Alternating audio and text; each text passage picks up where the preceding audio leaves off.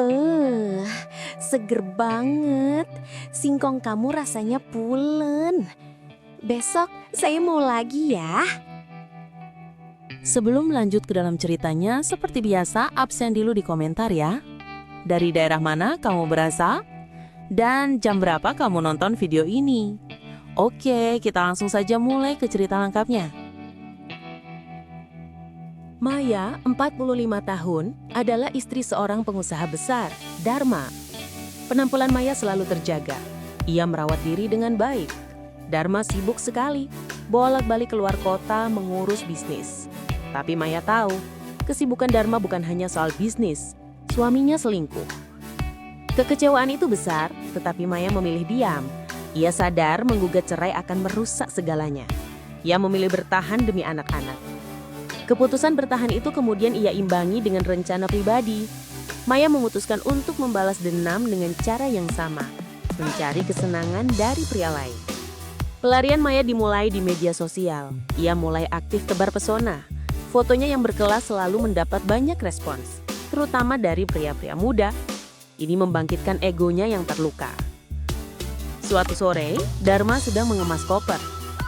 Minggu depan saya harus ke Singapura, ada pertemuan penting. Mungkin 4 hari, kata Dharma sambil melipat kemeja. Maya berdiri di ambang pintu kamar bersandar santai. Lagi-lagi ke Singapura. Bisnis memang menuntut banyak waktu ya, Mas. Tentu, Mai, demi masa depan anak-anak kita juga. Jawab Dharma tanpa menoleh. Maya tersenyum tipis. Senyum itu menyimpan ejekan yang Dharma tak akan pernah sadari. Baiklah, hati-hati di jalan. Jangan lupa kabar-kabari. Begitu Dharma pergi, Maya langsung mengambil ponselnya.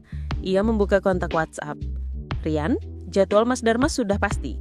Kamu siap-siap, besok kita ke Bogor. Villa di sana kosong. Pesan balasan dari Rian, cepat masuk. Siap Bu Maya, seperti biasa, besok subuh saya sudah siapkan mobil dan yang lainnya. Rian adalah salah satu dari pria yang sering menemani Maya. Pria-pria yang ia temui umumnya lebih muda darinya, yang ia sebut berondong. Ini adalah seleranya. Ia tidak tertarik pada pria sebaya, apalagi yang lebih tua. Kegiatan ini bukan rahasia bagi semua orang di rumahnya. Pembantu rumah tangga, Bi Inah, dan sopir pribadinya, Pak Udin, sebenarnya tahu kemana dan dengan siapa Maya sering pergi saat Dharma tidak ada. Tapi mereka tutup mulut. Suatu kali saat Maya sedang bersiap-siap bertemu teman kencannya di luar, Pak Udin tampak ragu saat membukakan pintu mobil. Pak Udin kenapa? Kok wajahnya terlihat cemas begitu? Tanya Maya sambil menyemprotkan parfum. Tidak Bu, saya hanya memastikan saja.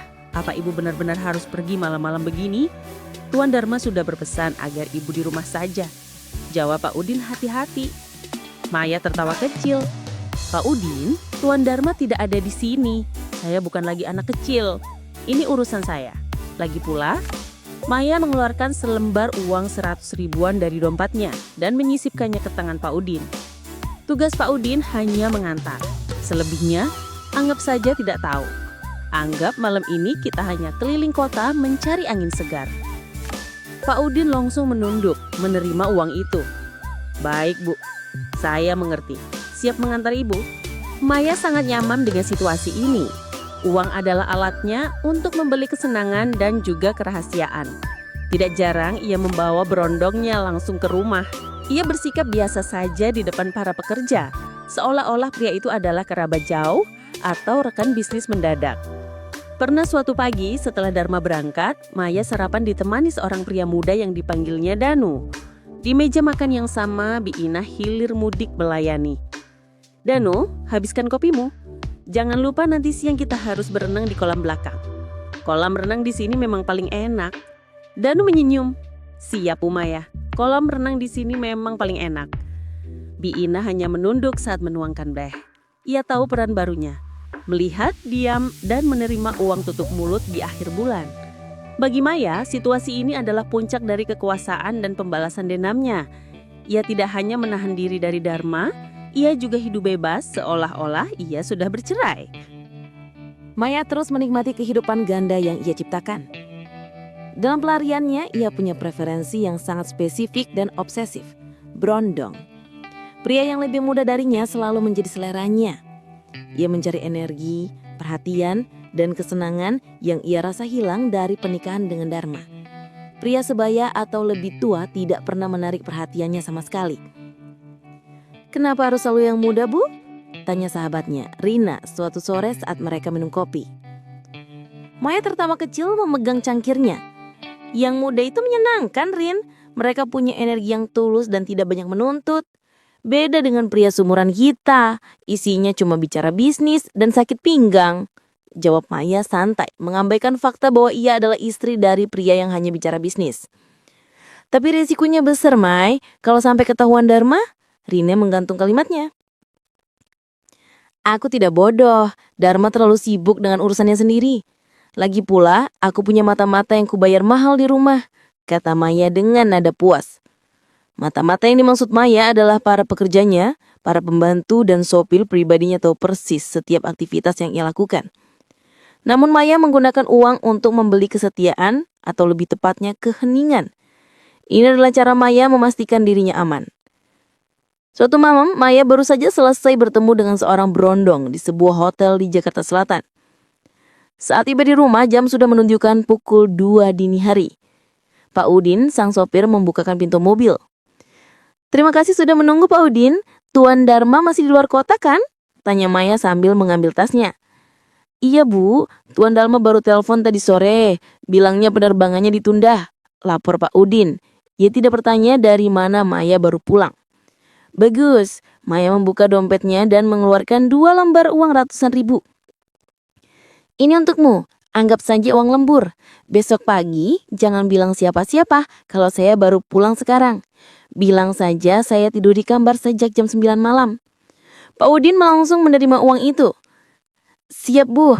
Mulut saya terkunci rapat. Itu sudah tugas saya." Maya sering membawa berondongnya ke rumah ketika Dharma bepergian. Ini adalah puncak keberaniannya sekaligus bentuk pamer kekuasaan di depan para pekerjanya. Ia seolah ingin menegaskan bahwa ia adalah ratu di rumah itu dan aturannya lah yang berlaku. "Bina, tolong bawakan 2 gelas wine ke teras belakang," teriak Maya suatu siang kepada pembantunya. Bina datang membawa pesanan. Di teras, Maya sedang tertawa renyah dengan seorang pria muda yang bernama Kevin yang sedang bersantai mengenakan kaos rumahan Maya. Saat mulai letakkan gelas, Bina berbisik, "Apa tidak bahaya, Bu, kalau Tuan Dharma telepon mendadak?"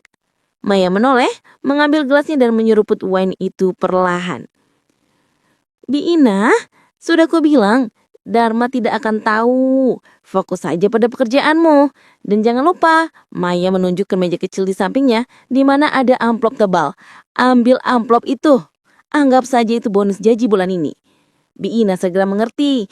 Ia mengambil amplop itu tanpa banyak kata, menunduk dan kembali ke dapur. Selain di rumah, Maya juga sering bertemu gerondongnya di luar. Pak Udin selalu menjadi saksi bisu. Ia sering diminta mengantar Maya ke bar, klub malam, atau bahkan ke apartemen sewaan di tengah malam. Sambil menunggu di mobil, Pak Udin sering bertanya-tanya dalam hati tentang kehidupan majikannya. Ia tahu ini salah, namun ia hanya seorang pekerja. Gaji besar dan uang tutup mulut yang rutin ia menerima adalah alasan kuat untuk tetap diam. "Pak Udin, saya masuk dulu ya. Jangan tidur ya. Nanti jam 2 jemput saya lagi," perintah Maya sebelum masuk ke dalam sebuah klub. "Baik, Bu, saya tunggu di sini," jawab Pak Udin. Setelah Maya masuk, ia sempat menghela napas panjang. Ia tahu betul apa yang dilakukan majikannya. Namun ia kembali mengeluarkan uang dari saku seragamnya, uang yang diberikan Maya. Ia bergumam pada dirinya sendiri. Mengantar ibu Maya bertemu teman-temannya memang di luar deskripsi pekerjaan saya. Tapi tugas saya adalah menjaga ibu. Dan kalau ibu senang, saya dapat bonus. Itu saja. Permainan asmara Maya sempat terhenti. Berondong terakhirnya, yang cukup intens bersamanya, memutuskan hubungan secara tiba-tiba. Hal ini membuat Maya kaget. Ia merasa galau bahkan frustasi. Ego dan harga dirinya terluka, sebab ia terbiasa menjadi pihak yang mengendalikan permainan. "Kenapa dia tiba-tiba memutuskan, Mai? Apa dia takut ketahuan suamimu?" tanya Rina, sahabatnya, melalui telepon. Maya menjawab dengan nada kesal. "Tidak tahu.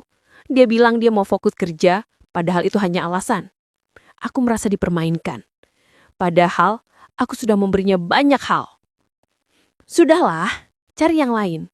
Berondongmu kan banyak. Ujar Rina mencoba menenangkan. Tidak semudah itu, Rin.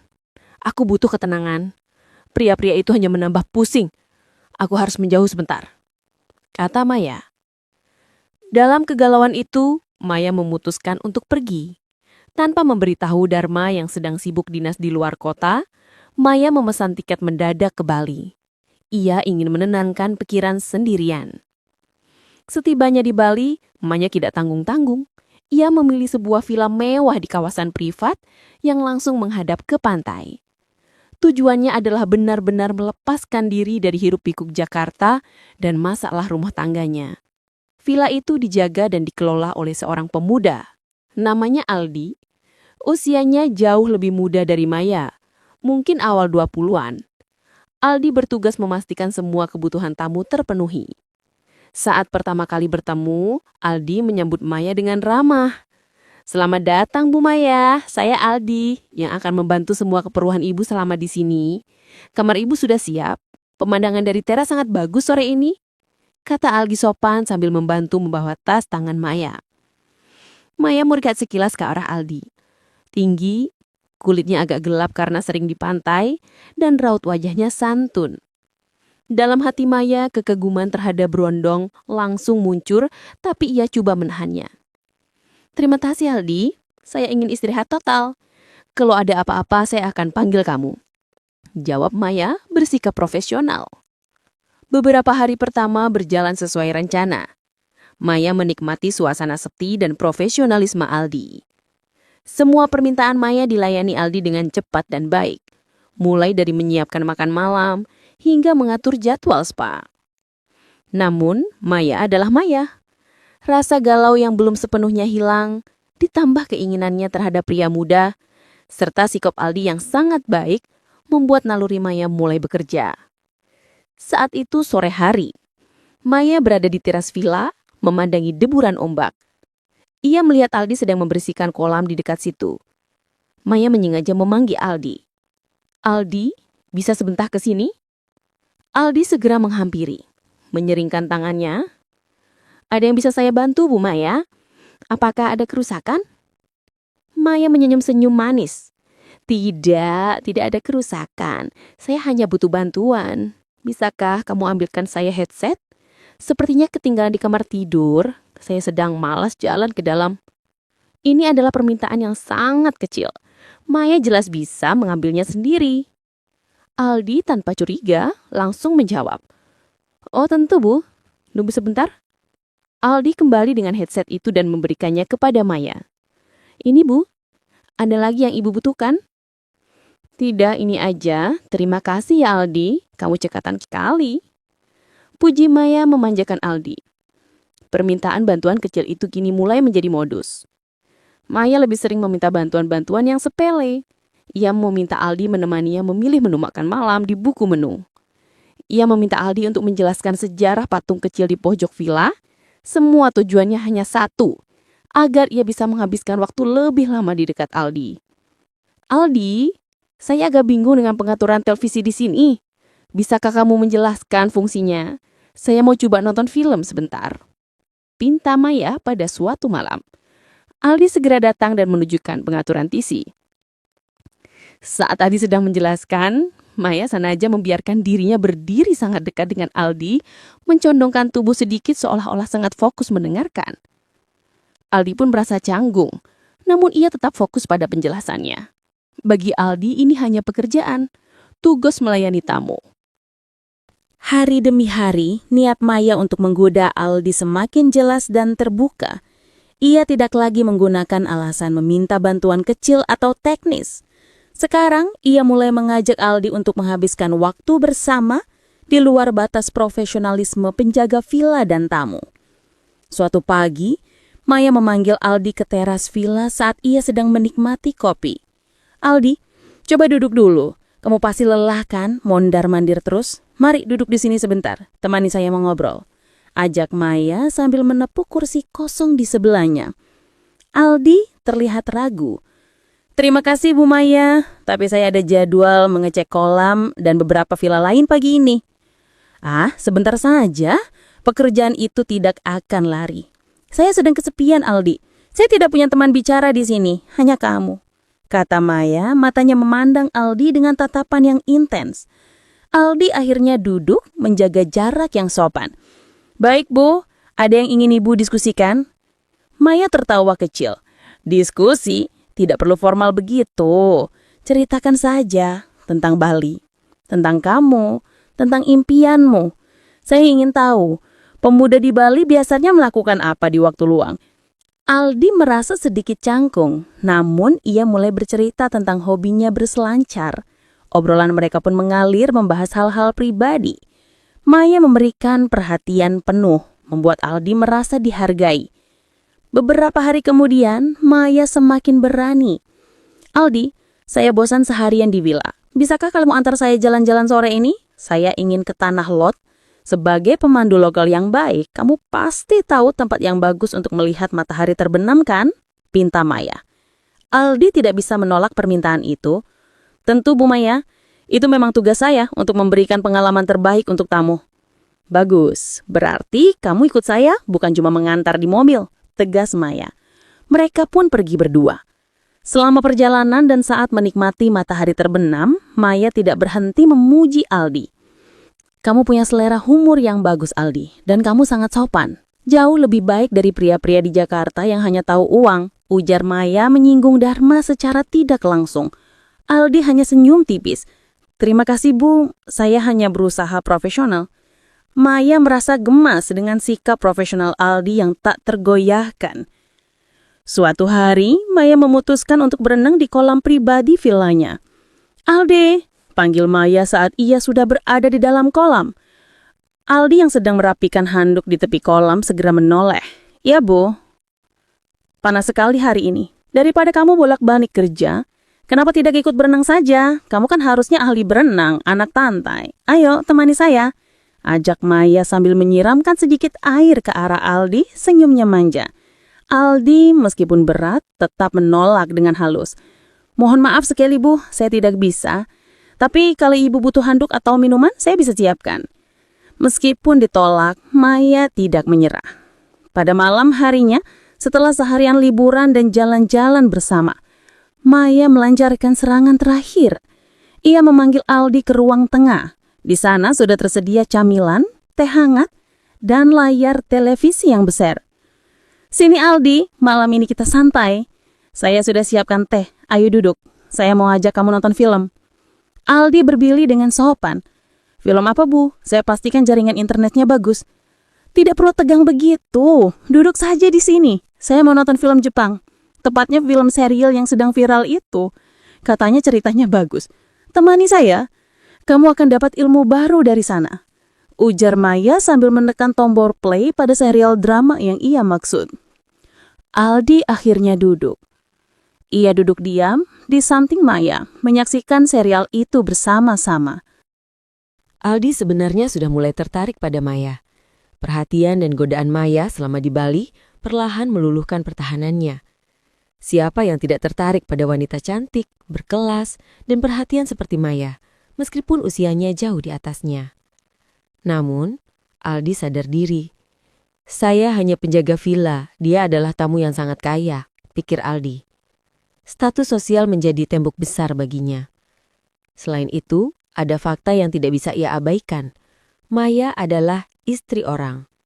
Dharma, suami Maya, adalah sosok pengusaha besar yang pasti memiliki kekuasaan dan pengaruh. Aldi tahu melayani tamu secara profesional adalah satu hal, tetapi terlibat secara emosional atau romantis adalah pelanggaran besar, baik secara etika maupun moral. Suatu malam, setelah menemani Maya menonton film, Aldi kembali ke kamarnya. Ia langsung menelpon sahabatnya, Iwan. "Wan, gawat," kata Aldi begitu Iwan mengangkat telepon. "Gawat kenapa? Kamu dapat tip besar dari tamu bule?" tanya Iwan santai. "Bukan, ini tentang Bu Maya. Dia terlalu baik, Wan. Dia sering ajak aku jalan, ngobrol lama, bahkan tadi malam nonton film bareng di villanya. Aku rasa dia sedang menggodaku," ujar Aldi dengan suara pelan. Iwan tertawa. Ya wajar lah, Di. Kamu kan tampan, berondong seger. Tamu kaya raya pasti bosan dengan suaminya. Nikmati aja lah, mumpung dapat perhatian. Masalahnya, dia istri orang, Wan. Aku jadi tidak enak. Aku takut kebablasan. Aku cuma kerja di sini. Kata Aldi, nada suaranya menunjukkan dilema. Ya udah, batasi dirimu. Ingat statusmu, saran Iwan. Liburan Maya di Bali pun selesai. Ia harus kembali ke Jakarta karena Dharma, suaminya, akan segera pulang dari dinas. Saat mengantar Maya ke mobil yang menjemputnya, Aldi merasa ada sedikit kekosangan. Terima kasih banyak, Aldi. Kamu membuat liburan saya benar-benar istimewa. Saya merasa sangat senang di sini, ucap Maya sambil menatap mata Aldi. Sama-sama, Bu Maya. Itu sudah tugas saya. Hati-hati di jalan ya. Jawab Aldi menjaga nada suaranya tetap formal. Saat mereka berpamitan, Maya sempat berbisik pelan. Tolong jangan hapus nomor WhatsApp saya ya. Kalau saya rindu pantai, saya akan hubungi kamu. Aldi hanya mengangguk pelan. Maya kembali ke rumah besarnya, menyambut Dharma dengan senyum palsu seperti biasanya. Rumah tangga mereka kembali ke pola monoton, Dharma sibuk dengan urusannya, dan Maya sibuk dengan kepura-puraan. Namun, hubungan dengan Aldi tidak terhenti. Beberapa hari setelah Maya tiba di Jakarta, sebuah pesan masuk ke ponsel Aldi. Maya, "Hai Aldi, bagaimana kabar pantai hari ini? Aku rindu suasana di sana." Aldi segera membalas, "Aldi, selamat malam Bu Maya, pantai cerah. Tadi ada tamu baru check-in. Ibu sendiri bagaimana? Tidak terlalu lelah setelah perjalanan?" Percakapan itu terus berlanjut. Dari pembicaraan basa-basi, Maya kembali melancarkan godaan. Pesan-pesannya berisi pujian, kenangan saat di Bali, hingga kalimat-kalimat yang semakin mesra. Maya, aku tidak bisa tidur. Rasanya lebih enak ngobrol sama kamu daripada mendengarkan Dharma bicara soal saham dan proyeknya. Kamu tahu, kamu itu seperti udara segar buatku. Suatu malam, pesan itu berubah menjadi panggilan video. Halo LD, kamu belum tidur? Suara Maya terdengar manja dari layar ponselnya. Ia sudah berganti pakaian santai. Belum Bu Maya, saya baru selesai mengecek laporan. Jangan panggil Bu Maya, panggil aku Maya saja. Kita bukan di villa, sekarang kita di Jakarta, kata Maya sembari menebar dan manja. Coba lihat, pemandangan di Jakarta malam ini tidak ada apa-apanya dibanding pemandangan di Bali. Tapi paling tidak, aku bisa lihat wajahmu. Mereka video call sampai larut malam. Pembicaraan mereka meluas dari sekedar menanyakan kabar hingga membicarakan hal-hal yang sangat pribadi. Semua komunikasi intensif ini, pesan-pesan yang penuh godaan dan panggilan video rahasia terjadi di balik punggung Dharma. Dharma terlalu sibuk untuk peduli dan Maya menggunakan kesempatan ini untuk memperdalam hubungannya dengan Aldi, si berondong dari Bali yang kini menjadi pelarian terbarunya secara virtual. Beberapa bulan berlalu, hubungan rahasia Maya dengan Aldi melalui ponsel semakin mendalam. Maya merasa lebih hidup berkat kehadiran Aldi, sementara rumah tangganya dengan Dharma semakin hambar. Suatu siang, saat Maya sedang dalam perjalanan pulang dari salon, ia meminta Pak Udin untuk melewati salah satu mal mewah di pusat kota. Ia hanya ingin melihat-lihat. Saat melintasi area restoran outdoor, mata Maya tertumbuk pada dua sosok yang duduk mesra di meja sudut. Jantungnya berdebar, bukan karena terkejut, melainkan karena rasa muak yang mendalam. Pak Udin, pelankan mobilnya, perintah Maya dingin. Pak Udin menuruti. Saat mobil bergerak sangat lambat, Maya melihat jelas. Dharma sedang tertawarnya. Tangannya menggenggam tangan seorang wanita muda. Usia wanita itu bahkan terlihat lebih muda dari selingkuhan Dharma yang sebelumnya. Berhenti di sini Pak Udin, jangan terlalu dekat, perintah Maya. Nadanya sudah berubah datar. Maya mengambil ponselnya dan memotret adegan itu beberapa kali. Ia tidak marah-marah di tempat. Ia hanya merasa lelah. Ia menyadari, setelah bertahun-tahun berpura-pura tidak tahu dan menjalankan misi balas dendam, ia sudah benar-benar selesai dengan Dharma. Maya menarik nafas panjang. Ayo jalan Pak Udin, kembali ke rumah. Saat tiba di rumah, Maya langsung menemui pengacaranya melalui telepon. Pak Herman, saya sudah memikirkannya matang-matang. Saya ingin menggugat cerai Dharma, kata Maya tanpa basa-basi. Pengacaranya terkejut. Ibu yakin Bu Maya? Setelah bertahun-tahun bertahan, apa yang terjadi? Saya memergokinya lagi, Pak. Ini sudah yang kesekian kalinya. Saya sudah lelah. Saya tidak mau lagi hidup dalam sandiwara ini. Jelas Maya, suaranya meyakinkan. Saya sudah punya bukti-bukti berselingkuhannya. Saya ingin perceraian yang cepat dan saya ingin semua aset yang kami miliki jatuh kepada saya dan anak-anak. Pengacara itu mengangguk. Tentu, Bu. Dengan bukti yang ada, kita punya posisi kuat. Kami akan segera memprosesnya. Namun, keputusan Maya menggugat cerai ini bukan semata-mata karena Dharma selingkuh. Ya, itu adalah alasan resmi yang sah di mata hukum dan publik. Tetapi bagi Maya, ini adalah kesempatan emas untuk melarikan diri dari kehidupan monoton dan kesepian yang bertahun-tahun ia jalani. Keputusan cerai ini juga merupakan persembunyian atas perselingkuhannya dengan para brondong, terutama hubungannya yang intens dengan Aldi. Jika Dharma yang dituduh berselingkuh, maka semua fokus akan tertuju padanya. Maya akan keluar sebagai korban yang teraniaya. Malam itu, saat Dharma pulang, Maya sudah menunggunya di ruang tamu dengan wajah tenang dan map pengacara di meja. "Dari mana kamu, Mas?" tanya Maya menusuk. Dharma terkejut melihat map di meja. Aku baru pulang dari kantor." "Ada apa ini, Mei?" "Kantor? Atau dari restoran ditemani pacar barumu yang lebih muda?" Maya melempar foto-foto yang ia ambil siang tadi ke atas meja. Dharma pucat. "Maya, itu hanya klien bisnis." "Cukup, Mas. Aku sudah muak dengan semua kebohonganmu," kata Maya tegas. Ia membuka map itu. "Aku sudah menyiapkan ini. Aku minta cerai. Kau yang bersalah, jadi aku yang berhak mendapatkan semuanya. Perusahaan, rumah, aset, semua akan jatuh ke tangan kami." Dharma mencoba membela diri, memohon, bahkan mengancam. "Kamu gila, Mai. Kamu tidak bisa melakukan ini. Aku suamimu. Dulu, sekarang tidak lagi. Aku menggugat cerai karena perselingkuhanmu. Aku punya bukti, Mas. Kamu tidak punya apa-apa untuk melawanku. Nikmati saja hasil perbuatanmu," ujar Maya berdiri dengan kepala tegak. Proses perceraian berjalan cepat dan menjadi sorotan. Dharma, karena terbukti bersalah dan kehilangan semua argumen hukumnya, tidak bisa melawan. Mereka pun resmi bercerai. Sesuai tuntutan Maya, semua aset, perusahaan dan harta kekayaan yang mereka miliki jatuh sepenuhnya ke tangan Maya. Maya telah berhasil.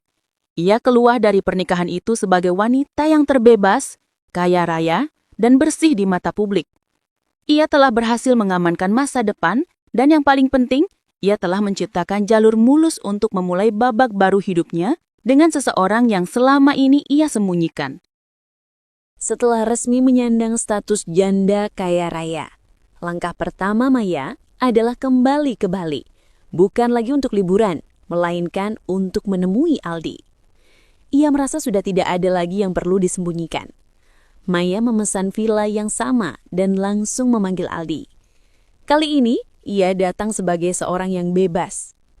"Hai Aldi," sapa Maya saat Aldi datang. Aldi terlihat terkejut melihat Maya. "Bu Maya, saya kira ibu hanya bercanda mau kesini lagi. Ada apa? Apa ibu mau liburan lagi?" "Jangan panggil Bu Maya, panggil saja Maya. Saya sudah tidak terikat dengan siapapun," kata Maya sambil tersenyum lega.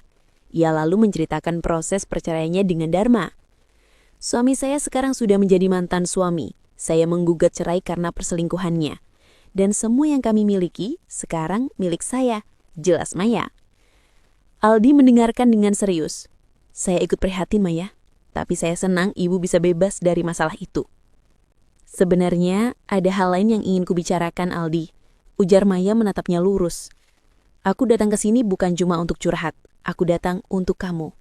Maya kemudian melontarkan ajakan yang mengejutkan. "Aldi, aku ingin kamu menikah denganku. Aku butuh pendamping dan aku butuh kamu. Kamu orang baik, kamu pekerja keras, dan kamu membuatku merasa hidup. Ayo, tinggalkan pekerjaanmu di sini dan ikut aku ke Jakarta." Aldi terdiam. Tawaran itu datang seperti badai. Di satu sisi ia menyukai Maya, tetapi ini adalah lompatan besar. Status sosial, perbedaan usia, dan tanggung jawab baru. "Menikah, Maya? Ini terlalu cepat.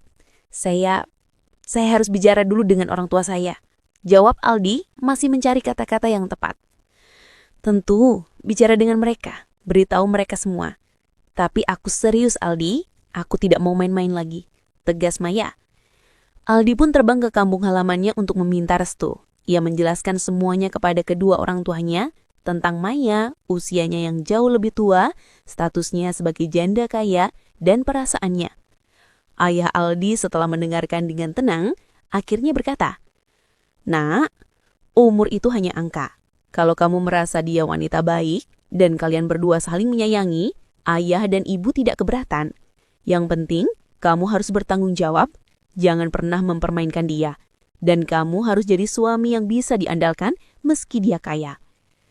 Aldi merasa lega. Restu itu membuatnya semakin yakin. Tak lama kemudian, Maya dan Aldi menikah secara sederhana namun khidmat. Setelah menikah, Aldi pindah dari Bali dan tinggal bersama Maya di rumah mewah di Jakarta. Awalnya, banyak orang meragukan pernikahan ini. Tetapi Maya punya rencana. Ia tidak ingin Aldi hanya menjadi suami pendamping. Ia mendorong Aldi untuk mengambil peran di perusahaan yang kini sepenuhnya ia miliki. "Aldi, aku sudah tua untuk mengurus perusahaan sebesar ini sendirian. Kamu cerdas, kamu punya etika kerja yang baik.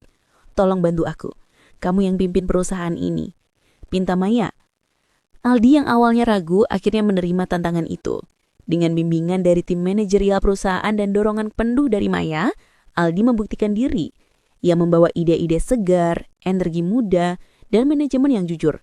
Dalam waktu singkat, perusahaan Maya berhasil meningkatkan omsetnya secara signifikan. Maya dan Aldi pun hidup bahagia.